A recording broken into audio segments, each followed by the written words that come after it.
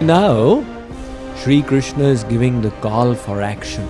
And he says, Arjun, these senses are not to be indulged.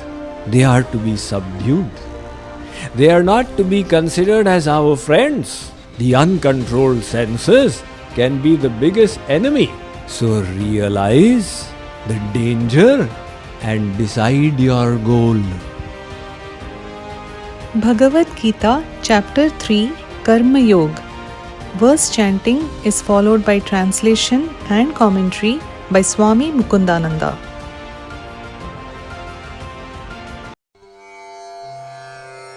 Tasmat tvamindriyanyadavo niyamya bharatarshava papmanam prajahiyenam jnana vijnana nashanam.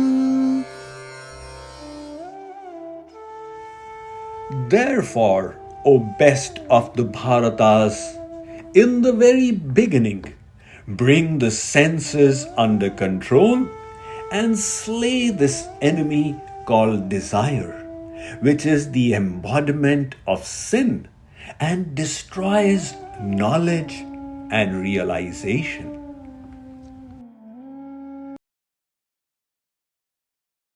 The goal is not in indulging the senses. The goal is in slaying this desire for sense enjoyment. So Sri Krishna says, let this be very clear. This is your objective. It is not by getting pleasurable things that we rise in life. That is a realization that some people have.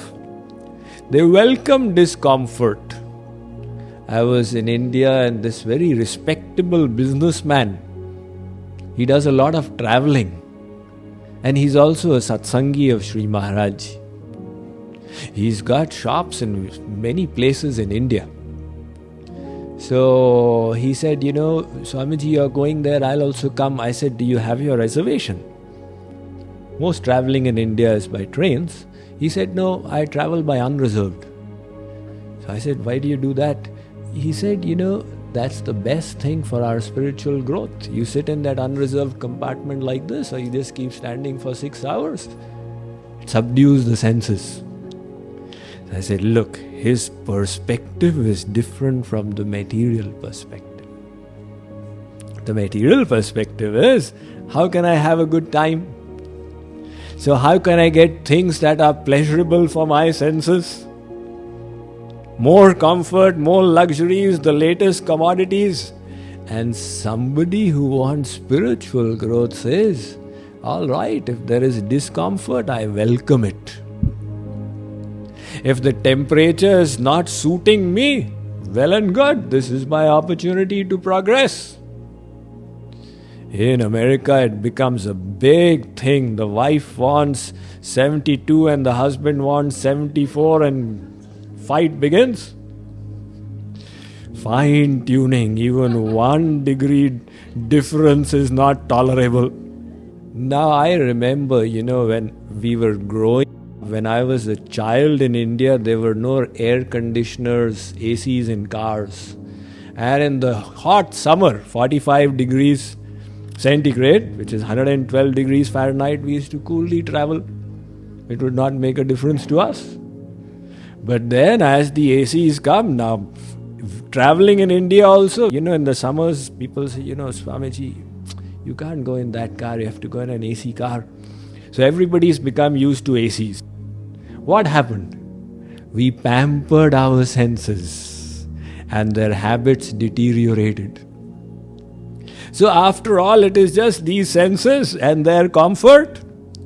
If we realize that my goal is spiritual, then first of all, we don't want material pampering of the senses, and secondly, we accept discomfort willingly, heartily. All right, this is my opportunity for progress.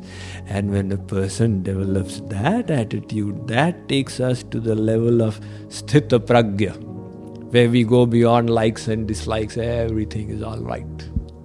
So this concept of Sthita Pragya, how does it come about? How is it that some people are absolutely the same in adverse and positive circumstances? Because their perspective is different. Their perspective is not material comfort but spiritual growth. And hence they say, well, we have to subdue these senses. And once in a while, when God gives us discomfort, that's our opportunity for progress. And God is going to give us all discomfort, which we cannot avoid, in the form of old age. Right? That's the design of life. That discomfort will come. It will come to you and me. We'll all grow old one day. An old person said, Swamiji, I've got this problem, that problem, this problem, that. How do I do sadhana? I said, the best sadhana is to just tolerate all this with a positive mind. God is making you do tapasya. The rishis and munis, they go and practice austerities. What does austerities mean? Practicing discomfort of the senses. And in the form of old age, everybody is obliged to practice austerities. Given the choice, would you walk around with an arthritic joint? When God says, that is the cycle of life. Now in your old age, I want you to increase your tolerance, your capacity to bear the outrage upon the senses. Do it. It will purify you. And in the next life, you will start higher. So we willingly accept that. Sri Krishna says, Arjun, make that your objective. To subdue these senses and slay that enemy called lust.